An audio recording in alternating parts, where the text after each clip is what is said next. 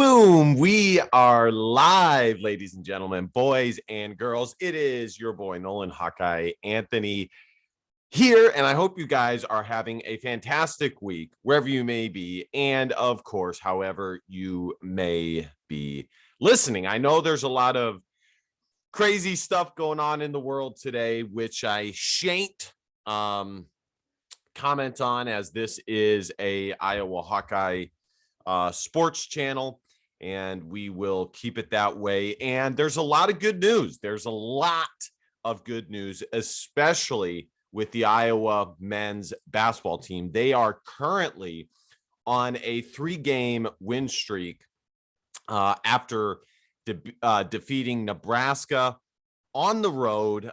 Very, very tough environment. It was Nebraska's senior night, which is always difficult because regardless of the record, Nebraska is still a Big Ten team. And I think sometimes we forget that in our assessment of certain wins. And like I said, they are still a Big Ten team. And so any victory is a pretty good victory. And because it was senior night, Nebraska came out with a lot of energy. Fred Hoiberg, I believe it was confirmed that he was going to be coming back to Nebraska, or the university was going to have him come back. They put their full support behind him, which I thought was interesting. My thoughts on Nebraska are pretty straightforward. You know, and I always say this to Iowa Hawkeye fans regarding Kirk Ferentz and especially Fran McCaffrey, because there are some detractors against Fran McCaffrey. Some of the, I would say, common takes against Fran McCaffrey are that he has basically plateaued. Iowa is as good as they will ever be under him. And that is why some people think that they should move on and get a new coach. And what I've always said is it's never that simple. It's never that simple. You know, you look at Tennessee in football or Michigan in football, you look at Nebraska now in basketball. And, you know, I think if you were to ask most Nebraska fans, they would gladly take the Tim Miles years over the last couple Nebraska seasons. Now, is it possible that Fred Hoiberg can turn it around? I think so. We've seen him, his capabilities in the past, and he does know basketball very much so. So we will see what happens. But the reality is, I think he only has one more season. One more thought that I have on it is, if you look at Iowa athletics as a whole and you compare it to Nebraska athletics, it really shines a light. And I think for people who dislike Gary Barta, should be a light of satisfaction, or a little bit of satisfaction, as for the past 3 years, Iowa sports have been solid programs, postseason programs in both football, basketball, men and women's, with player of the year in men's basketball and player of the year candidate in women's basketball. Baseball has been solid, and they look really good so far this year. Women's soccer has been greatly improved. Field hockey, wrestling, winning a national title. So if you compare Iowa's athletics the past 3 years as a whole to Nebraska, it's night and day. And quite frankly, I think the University of Iowa is one of the top 5 universities as a whole in the Big Ten, if not top 4 or 3. I mean, they are really up there. As a whole, they are up there with the likes of Michigan, Ohio State, because very few programs have as many consistently strong sports across the board as a program like Iowa. Usually it's the football program is good and the basketball program sucks, or the basketball program is good and the football program sucks. But for us Iowa fans, this is a golden era. Let me tell you, this is a golden era. All right, let's get into the game. This was a very, very interesting game. Tony Perkins shined for the Iowa Hawkeyes. He had a great game. Man, is he explosive. He is very, very explosive. I think there's a lot of upside with Tony Perkins, and I've said that before. He has the athleticism. He's 6'4", which means he's kind of a combo guard, meaning he can play shooting guard if need be, but he also has the traits to play point guard for the Iowa Hawkeyes if need be. They just haven't really needed it because, well, they have Jordan Bohannon, Aaron Eulis, and Joe Toussaint. But the reality is, if Tony Perkins, because he has been inserted into the starting lineup, if he can really capitalize even more after this last example against Nebraska on being placed in the starting lineup, it will fill a ton of holes for the Iowa Hawkeyes. As I said, he can play both the point and the two, which makes him almost indispensable if he can get consistent, if he can get to the point of consistency. And really, for me, all I would look for is the ability to score, 8 to 20 points a night. Anything in between that range is pretty solid. Keegan Murray chipped in 15 points and 11 boards. He had a little bit more of a quiet night offensively, but still had a good game.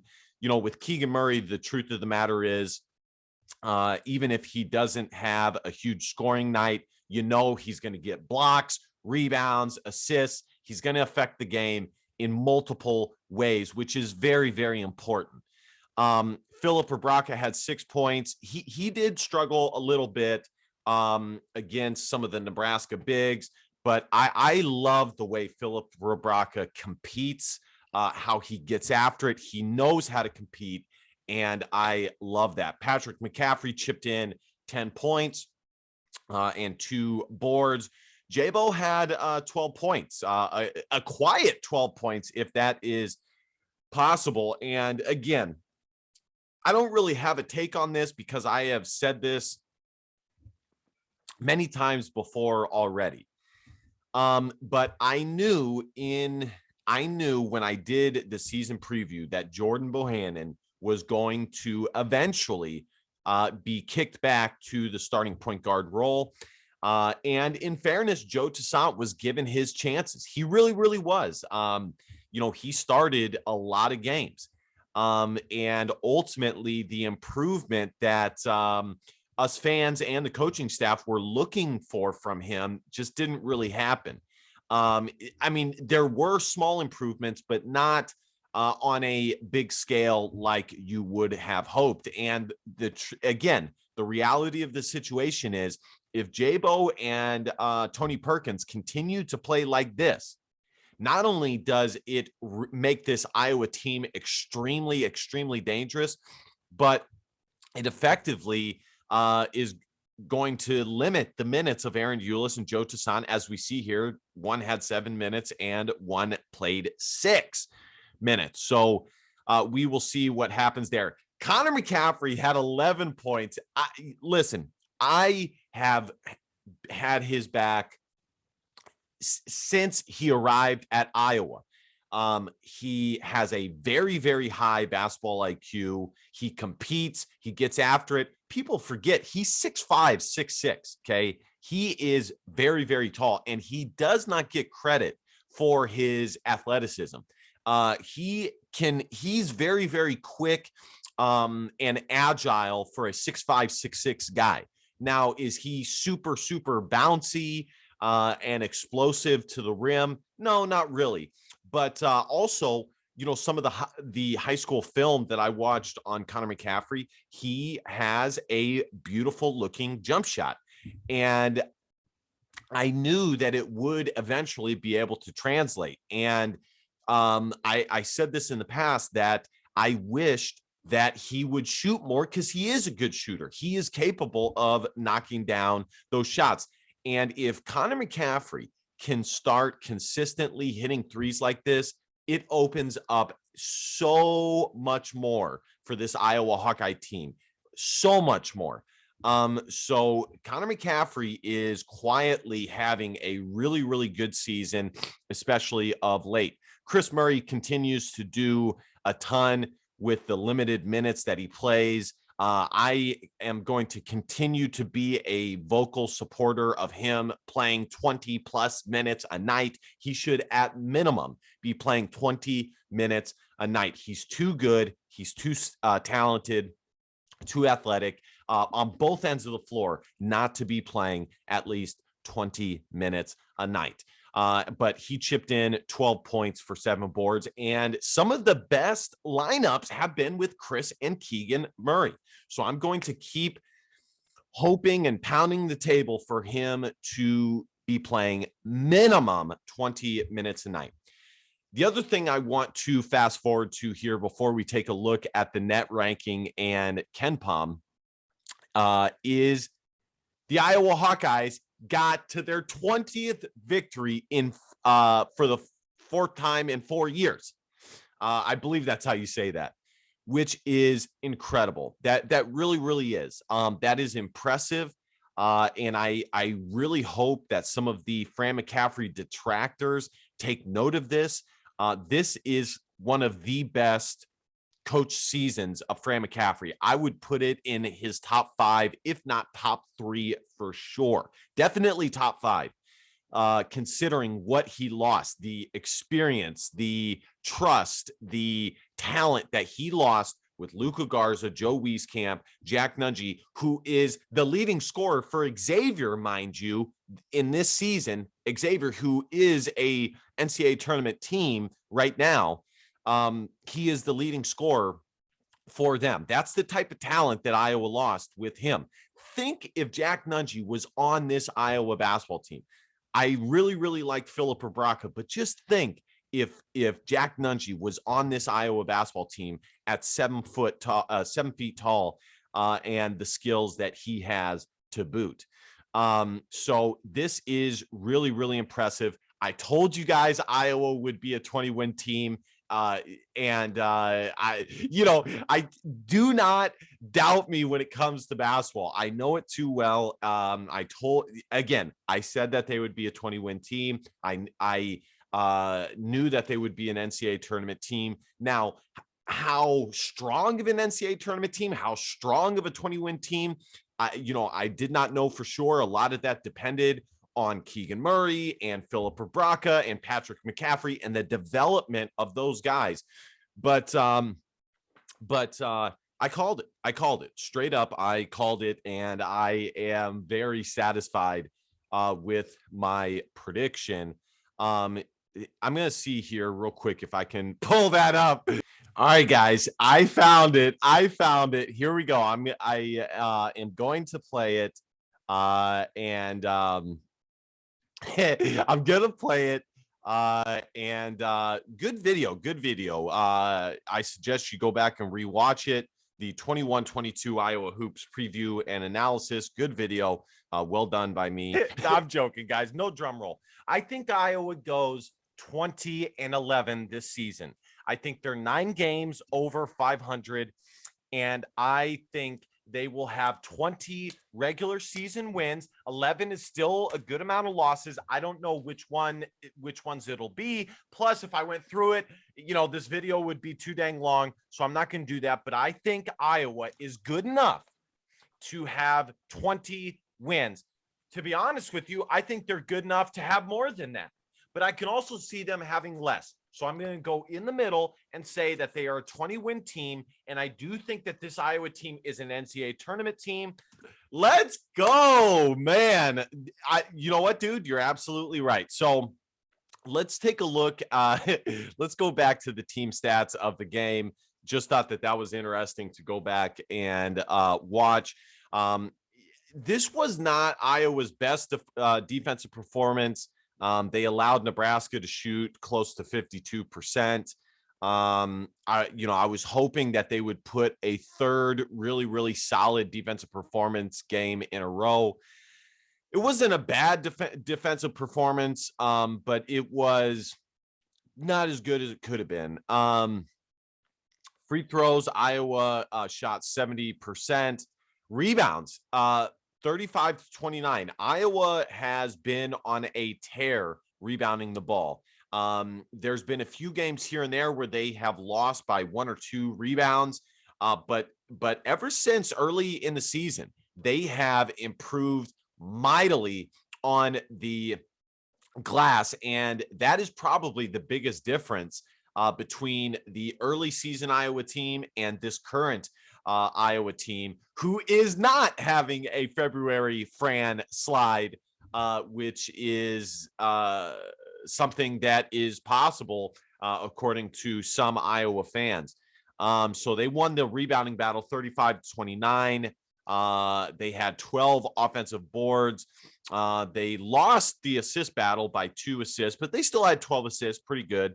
4 blocks, 1 steal, tied with turnovers. So pretty much tied in every regard, but the one crucial thing was the second chance points and the rebounding, and that is what put Iowa over the top. I mean, seriously, guys, winning by 10 points when you are tied in almost every team statistical category, that means that you did one thing at least one thing really, really well. And for Iowa, that was rebounding. Let's take a look at the net rankings.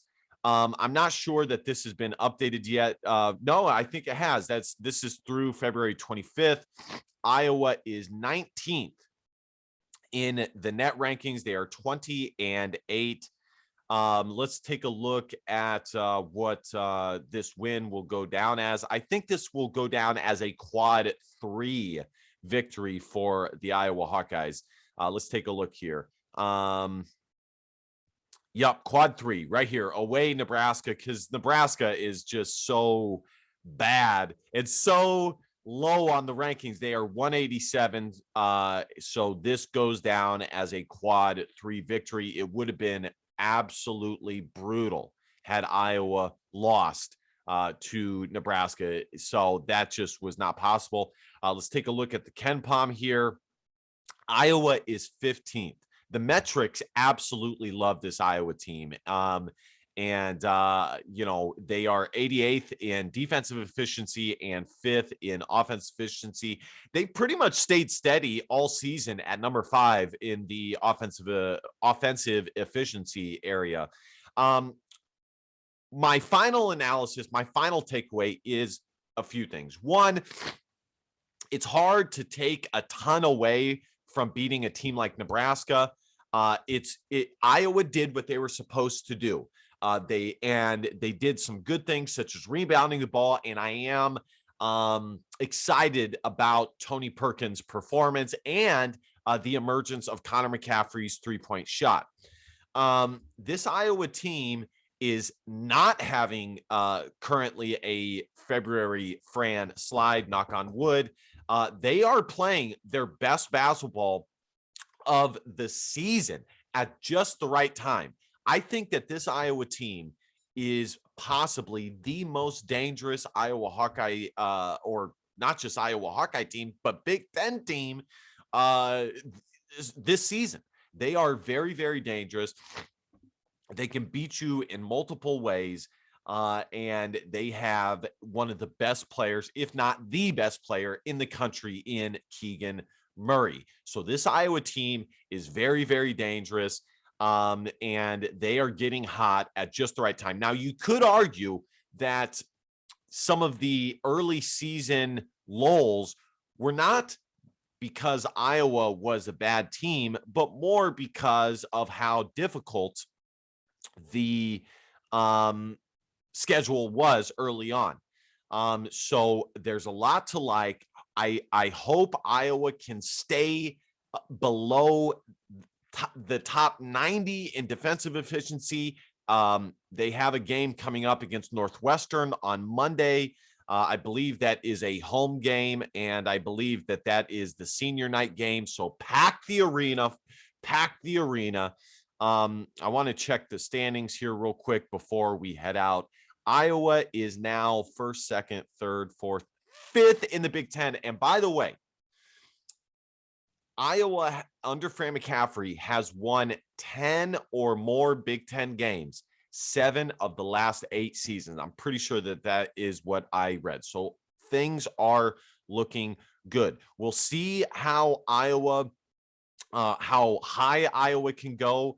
I think there's no way that they can win the Big Ten. I think that that is a long shot, but I think it is possible that Iowa finishes top 3 or top 4. As long as they finish top 5, I am happy with that. I am more than happy with that if they can finish top 5 in the Big Ten this season. All right, guys, thank you guys so much for listening. Be sure to hit that subscribe button because, well, subscribing makes you feel good. Help me get to 1,000 subs. I will put the PayPal link in the description if you want to donate to the channel. Help me out monetarily a little bit. Like, comment, share. You know the drill. I will be back here again Monday after the Northwestern game. Hopefully all goes well there. And I really, really hope you guys have a great rest of your weekend, wherever you may be. And of course, however you may be listening. And I will see you guys next time. And last but not least, DBAP, don't be a pussy willow and facts or feelings, because your feelings just don't matter. Love y'all. Go Hawks. Bye-bye.